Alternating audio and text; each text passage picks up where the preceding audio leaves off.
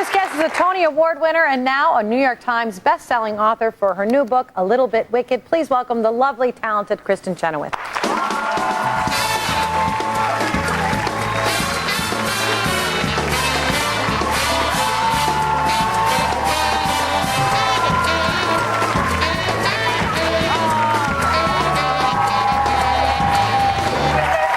It's so nice to meet you. You too. I can't believe we've never met. I know, and I'm such a huge fan. You too. And so many people always say, "Oh, Bonnie, you got to meet Kristin." I hear that. Yeah, I hear that all the time. We have a lot of similar things about us. But well, except you are amazingly talented. Hello, so are you. Well, you know.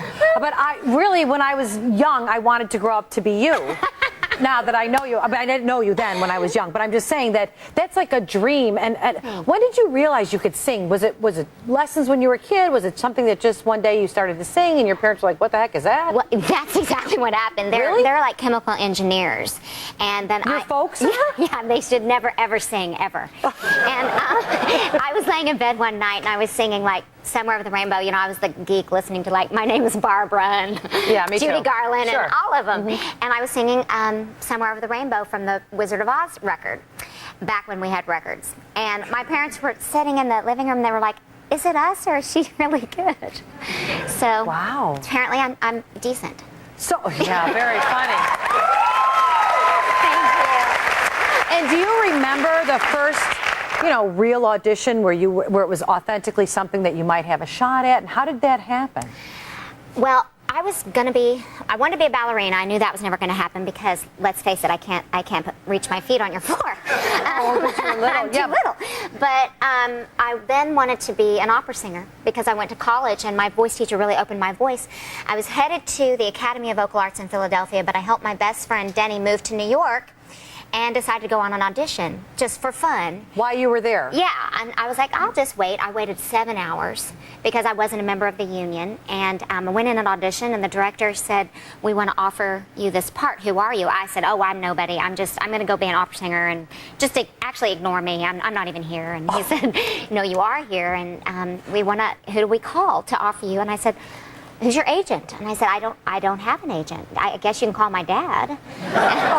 So they did. They called my dad. So they call your dad? Yeah, my dad's like, "Apparently there's a union you can join." I was like, yeah. So, and he did negotiate my contract. He did very good, by the way. How great is that? I know. That's... So, I saw you in Wicked. You get this role that really, gives you a chance to showcase so much of who you are, and it was breathtaking to see you in that play and to hear you. Thank you. Look at that bubble. What was that like going up and down in that thing every day? Well, I have a little bit of vertigo, so that was really interesting. See all the bubbles around me. Yeah, that would be hard. It was fun, but I will tell you one time. We were in tech rehearsal, which is where we call it Hell Week.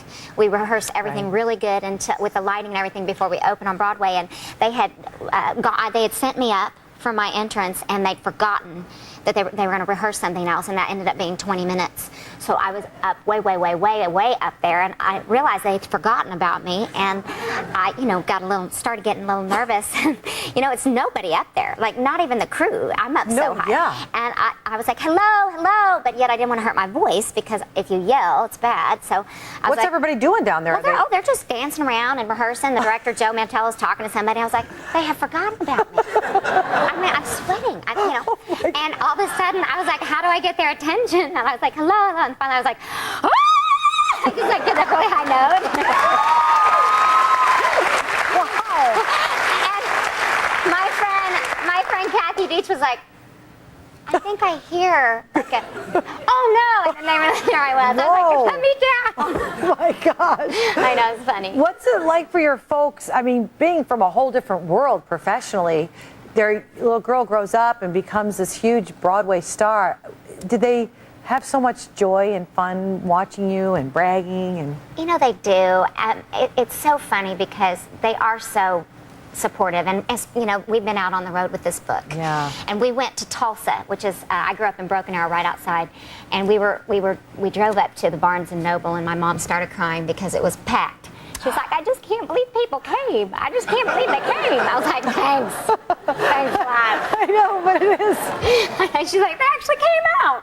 I want to ask you more about your mother in a second, but I know we did want to mention the new show that you're doing before the break, Yes. but we're going to come back with more with Kristin. But the show is called Sit Down, Shut Up. Yeah, something I heard many times growing up. And I think we have a clip. Do you want to set anything up before we go to break, and then we'll come back with Yeah, it's just an animated series for Fox, and it's about a group of dysfunctional teachers, and I'm a science teacher that doesn't believe in science. Okay, here's a clip of Sit Down, Shut Up with Kristin Chenoweth. Okay, we'll be right back with Kristin, and we're going to talk about her mom. We'll be right back.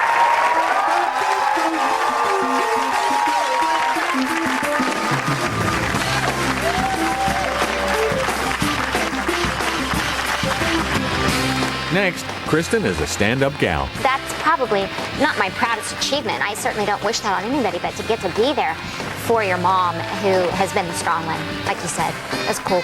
Yeah.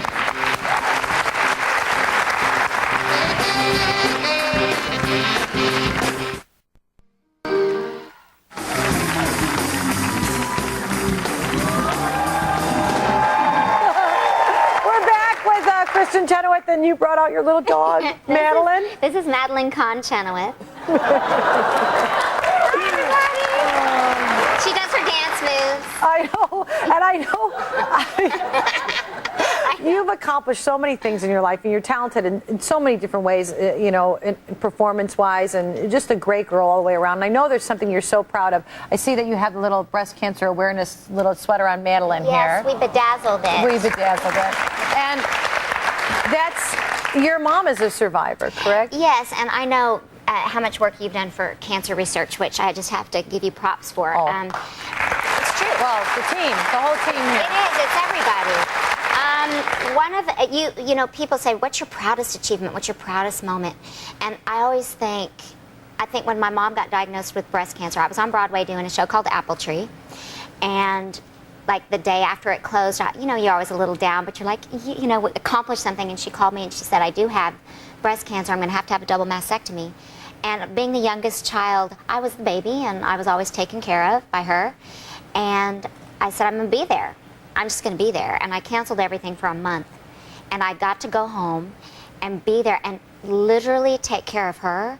And first of all, for her to let me was a gift, because she's such the yes, I'm sure that was difficult for her to very. do. And we would sit there and laugh and talk about this and pray and laugh, and you know, she's like, I got no boobs, and you know, we just held each other's hands, and I tell you what a gift it is to be able to do that for your mom. It really is. Gosh, see, I get emotional thinking about it. Well, because I think what it is that as devastating and as dark as those moments get when you first hear a diagnosis, that it seems overwhelming, is that there is that gift of clarity and that time that you might not have ever spent. Right. Right. And I got that with her. And that's probably not my proudest achievement. I certainly don't wish that on anybody, but to get to be there for your mom, who has been the strong one, like you said, that's cool. Yeah.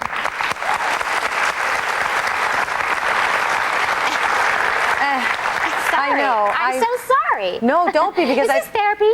Hey, I think it is for all of us. Yes. It is. When we speak the truth and we talk about those things that really, really count, it gives us a moment in the day to take a deep breath and say, you know, I know what truly matters. Because we forget all day long, and you know. Totally. And then you have like your dog who. Look at her, how calm she is. She's so used to it. She's like, yeah, we do this all the time. Shut her up. Someone please make her be quiet. Oh, she's so sweet. You know, the PETA people are going to be after me because they think I use her as an accessory. No. She really obviously is very loved and trusts you. Yes. See.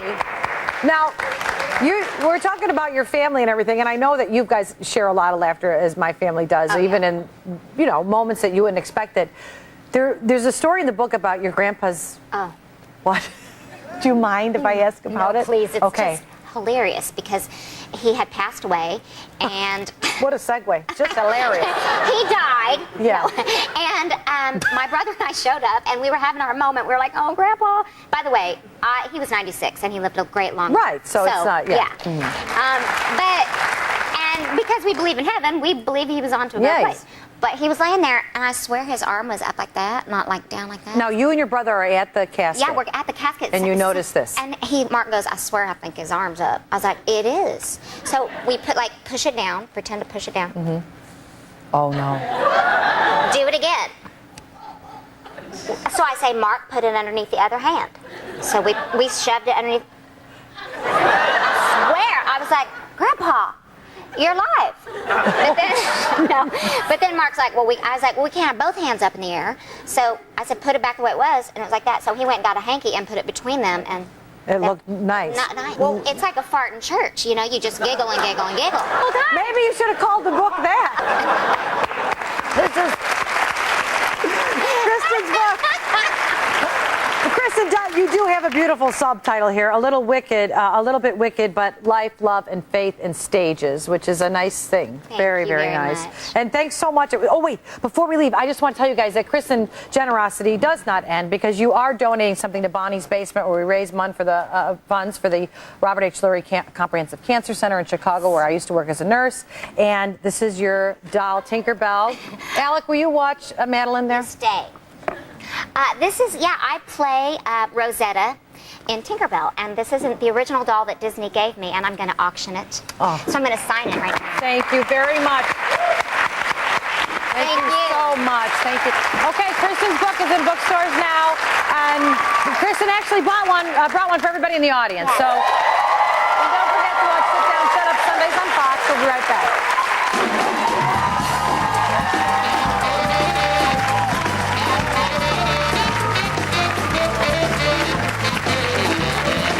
Up next, Bonnie chats with her mom and Ask Alice.